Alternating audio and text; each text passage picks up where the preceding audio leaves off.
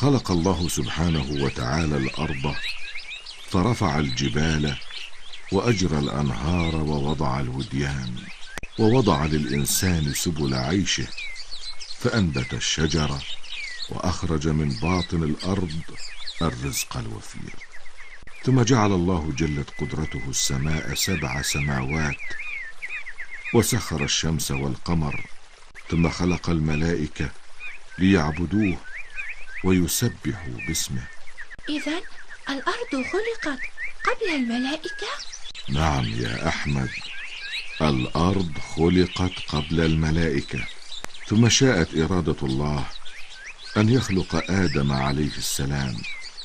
وكان آدم كثير الشعر، طوله 60 ذراعا، وأخبر ملائكته بأنه سيجعله خليفة في الأرض. ظن الملائكة أن الله سبحانه وتعالى خلقه لتقصير منهم. وكان الجن قد خلقوا قبل آدم ب2000 سنة، وقد سفكوا الدماء وأفسدوا في الأرض، ولم يعبدوا الله حق عبادته، والملائكة على علم بذلك، فظنوا أن الخليفة الجديد سيكون كسابقه، فقالوا: يا رب، أتجعل في الأرض من يفسد فيها ويسفك الدماء، ونحن نسبح بحمدك ونقدس لك؟ يا رب، هل قصرنا في عبادتنا لك مع أننا نعبدك ليل نهار، وأردت أن تخلق خلقا جديدا يعبدك خيرا منا؟ ولكن الله سبحانه وتعالى أجابهم: إني أعلم ما لا تعلمون.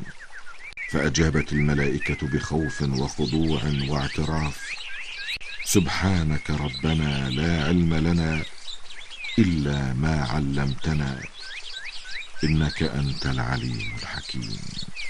وحتى يظهر لهم الله مبلغ علمه، علم آدم الأسماء كلها، وهذه الأسماء التي يتعارف بها الناس: إنسان، دابة، سهل، بحر، وجبل، وغيرها. وعلمه أسماء الملائكة، فقد علمه الله أسماء كل شيء.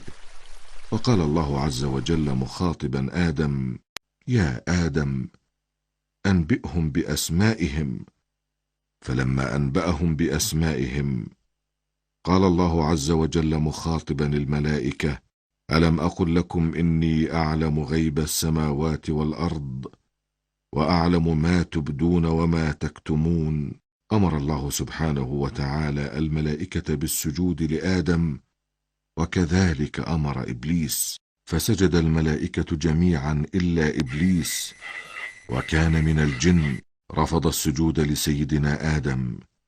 أبى إبليس واستكبر، وكان من الكافرين. فقال له رب العزة: ما منعك ألا تسجد إذ أمرتك؟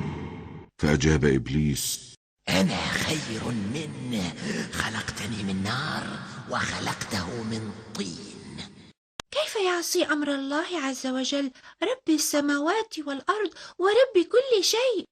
لذلك غضب الله سبحانه وتعالى عليه، فطرده من السماء إلى الأرض، وضرب عليه الذلة ومسخه.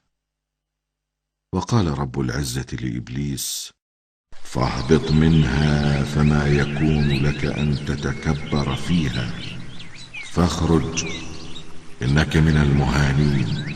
لكن إبليس، ومن كرهه لآدم وبغضه له وقناعته أن الله لعنه وغضب عليه بسببه، تضرع إلى الله ورجاه قائلا: يا رب، يا رب، أمهلني إلى يوم القيامة فلا تقبض روحي قبلها. فقال له الله عز وجل: إنك من المنظرين. قال إبليس: يا رب، يا رب، لأغوين بني آدم وأبعدهم عن الطريق الصحيح، لقد طردتني من رحمتك بسببهم، وسوف أوسوس لهم حتى يعصوك ويكون مصيرهم كمصيري. فقال له رب العزة: اخرج منها مذموما مطرودا من رحمتي، لأملأن جهنم منكم أجمعين أنت ومن يطيعك. طغى إبليس وأمعن في ضلاله وعصيانه وكفره، فطرده الله سبحانه وتعالى من رحمته وأنزل عليه اللعنة.